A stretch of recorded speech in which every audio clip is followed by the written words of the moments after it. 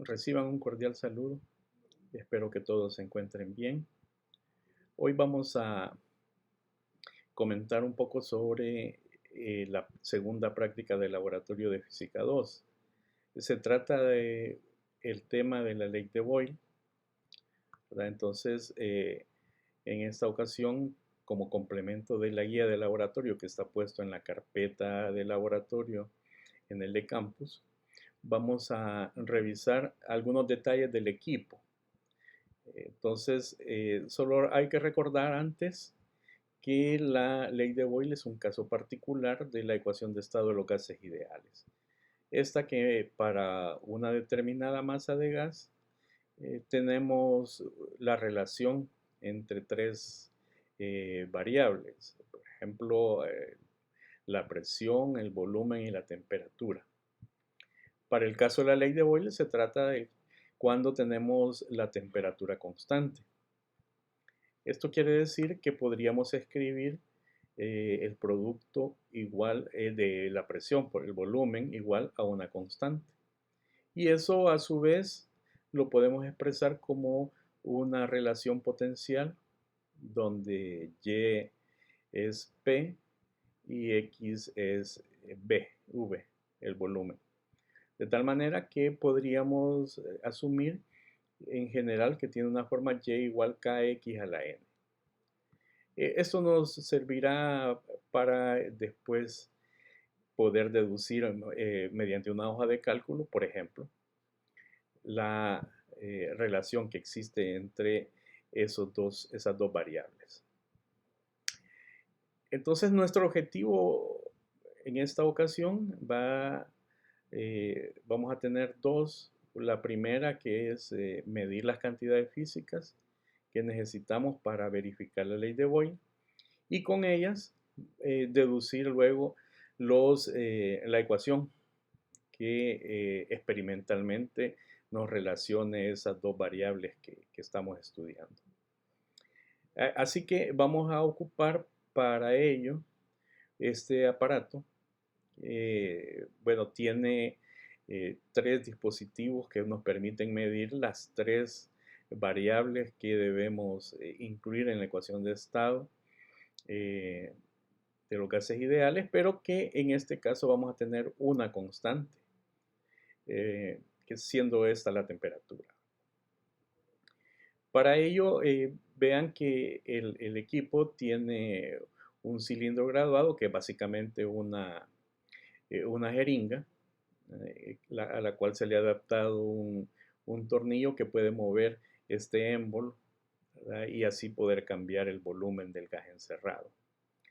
Ese volumen se controla también no solo con el émbolo, sino con esta válvula que luego veremos cuáles son las posiciones en las cuales está abierta y cerrada. Tenemos un termómetro que tiene tiene un sensor que es un termopar y que está conectado dentro de la jeringa, del cilindro, ¿verdad? Y llega hasta la circuitería que nos permite poner la temperatura de forma digital.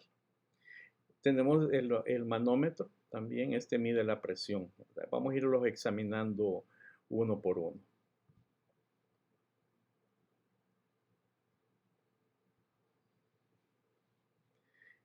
Por ejemplo, el volumen lo vamos a poder controlar mediante el cilindro graduado. Este está graduado en mililitros, ¿verdad? Así que vamos a poder hacer las mediciones en mililitros.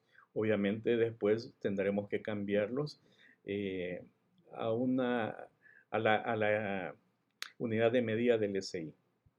En este caso, si ven, lo que tenemos como incerteza en la medición son 0.50 mililitros.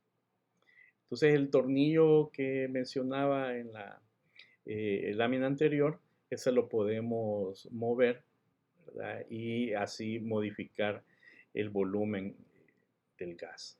Obviamente que con ello vamos a cambiar también la presión, como veremos más adelante.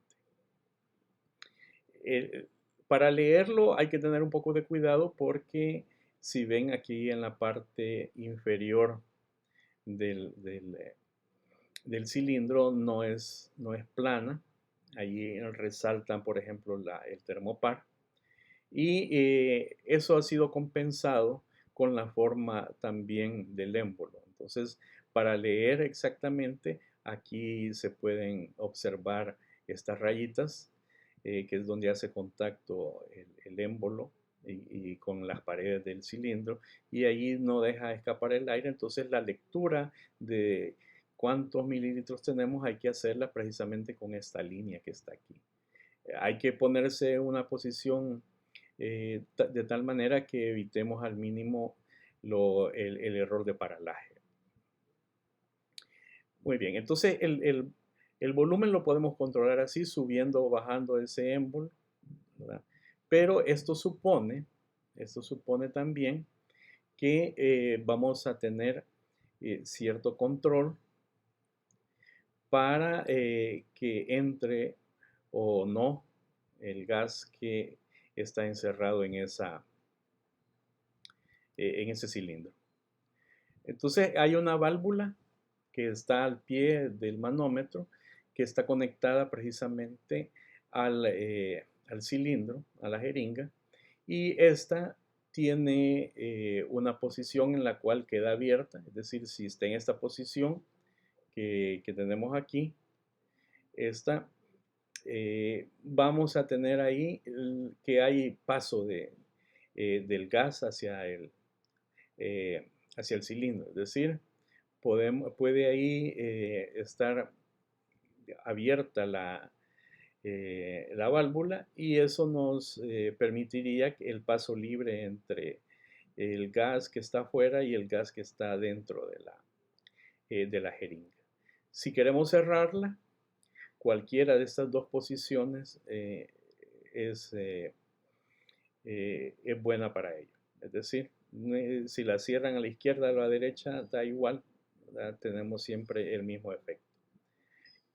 Vamos a tener que tener cuidado con esto porque lo que queremos mantener es una cantidad constante de gas encerrado en la jeringa.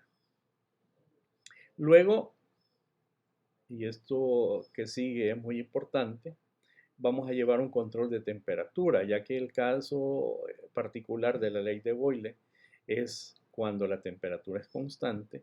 Entonces vamos a tratar de mantener aquí la lectura constante durante todo el experimento. Este termómetro se puede encender o apagar aquí con este interruptor que aparece a la izquierda. Entonces, no olviden que esta es una lectura en grados Celsius. Ahí tiene en las especificaciones del fabricante una incerteza de más o menos medio grado. Luego, la presión dentro del cilindro la vamos a leer, la vamos a medir mediante este manómetro. Este manómetro, cuando cierran la válvula, entonces queda midiendo la presión que tenía dentro del cilindro. Entonces, por ejemplo, si lo tenemos abierto, lo que estaría midiendo en este caso sería 0, porque lo que mide es presión manométrica, es decir, la diferencia entre la presión atmosférica y la presión de adentro del cilindro. Entonces, si está abierto, vamos a tener la presión atmosférica dentro del cilindro y por lo tanto va a estar midiendo 0. La escala, si ustedes la observan, tiene indicado acá que está en hectopascales. Es decir, que cada rayita, si ustedes hacen la cuenta, por ejemplo, desde 0 hasta 1000, para que llegue a ese valor, cada raya tiene que tener un valor de 50 hectopascales. Habrá que convertir los hectopascales a pascales posteriormente. Si quisiéramos ver lo de la incerteza, es bastante grande en esos términos, serían 25 hectopascales, tomando como criterio la mitad de la mínima escala. Entonces, esto lo vamos a ir leyendo y eso es lo que vamos a comenzar a modificar cuando hagamos el procedimiento. Luego vamos a necesitar la presión atmosférica porque en la ecuación de los gases lo que aparece es la presión absoluta y eso significa que es la presión manométrica más la presión atmosférica que tengamos. Para ello vamos a usar este set de módulos. Tenemos un módulo barométrico que es precisamente el que mide, tiene un sensor, un transductor que mide la presión atmosférica y lo vamos a desplegar en esta pantalla. Por supuesto que para ello necesitamos de una batería que nos dé la energía tanto para la pantalla como para el barómetro. Cuando los conectamos a los tres juntos, obtenemos algo como esto. Al conectarlos y encenderse la pantalla, aparece un control de búsqueda automático y cuando detecta que está ya energizado el barómetro, va a aparecer este cuadro. Por ejemplo, en este cuadro dice barómetro número 2, ese es simplemente una denominación arbitraria que nosotros le podemos poner, ya que le podemos poner uno o dos barómetros, entonces le cambiamos el nombre nomás. Ese es el nombre del barómetro que aparece ahí. Lo que importa son estas medidas aquí, que en este caso dice 92 kilopascales. Entonces vean que es diferente. La presión atmosférica la estamos midiendo en kilopascales mediante este aparato y la presión manométrica la estamos midiendo en hectopascales. Habrá que hacer las conversiones necesarias para que tengamos coherencia en los datos a la hora de hacer el cálculo de la ecuación.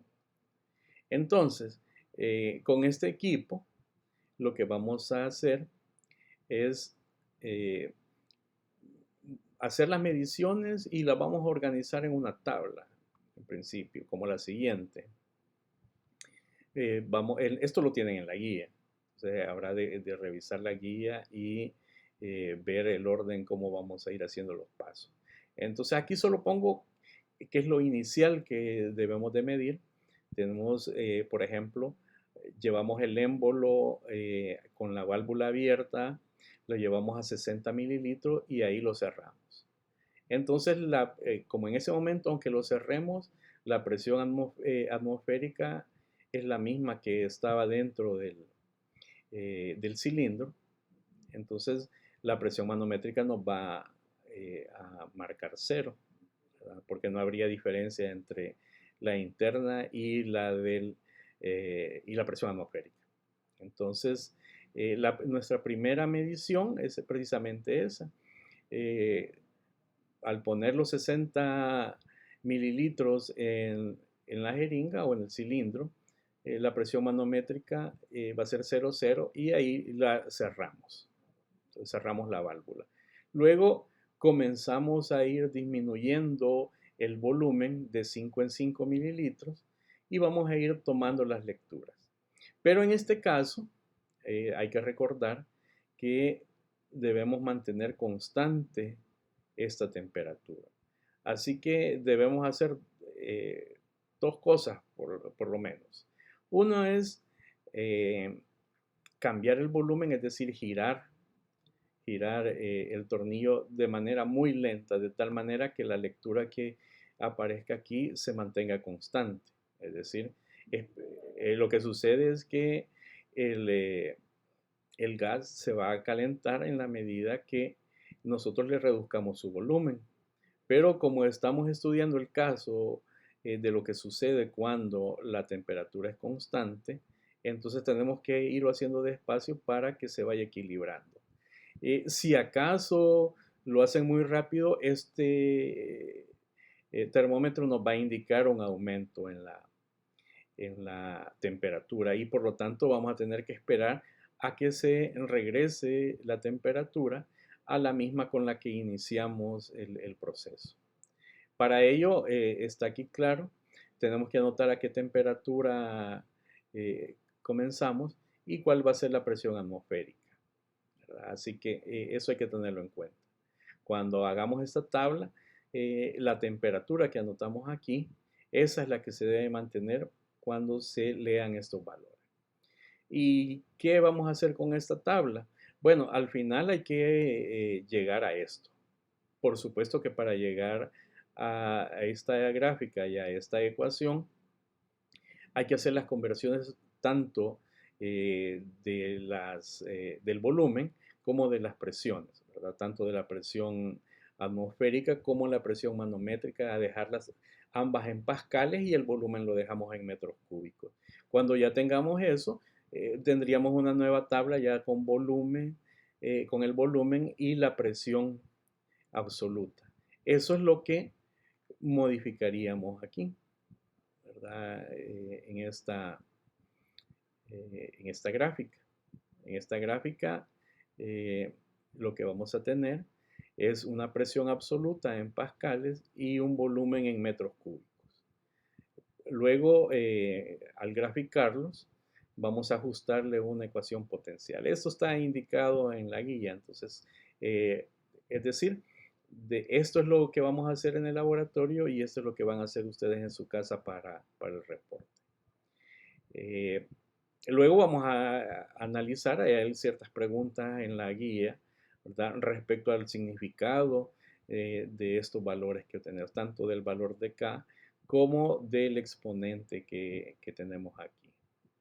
Entonces, lo que les recomiendo es que lean la guía si tienen alguna duda sobre lo de la ley de Boyle, pues repasen lo que vieron en la clase o lo que están por ver, ya que es como, digamos, una confirmación experimental de lo que ustedes vayan a ver o han visto ya en la clase. Así que no se olviden, ¿verdad? Esta vez el cuaderno que ustedes tienen deben llevar ya el título de la práctica, los objetivos que tienen y las tablas que van a llenar ahí. Es decir, las tablas de este tipo son dos, porque se les pide en la guía que repitan esta medición. Es decir, van a tener que llevarse para trabajar dos tablas de esto, es decir, van a repetir el experimento. Eso es básicamente lo que tienen que hacer.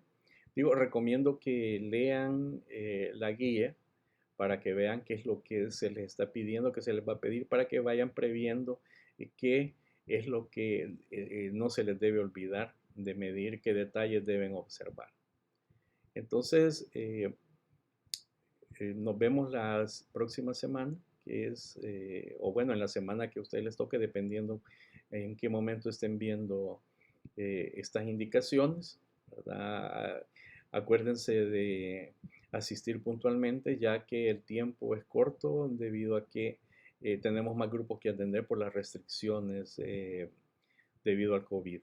Entonces, buena suerte para todos y espero que lean la práctica y tomen en cuenta esto que les mencionaba de llevar ya el cuaderno con sus respectivas tablas simplemente ya para llenarla, ¿verdad? No estarlas haciendo ahí para que ganen tiempo y puedan hacer con facilidad eh, las mediciones. Y en el caso de que resulte algo mal, pues a lo mejor les queda tiempo para repetir alguna.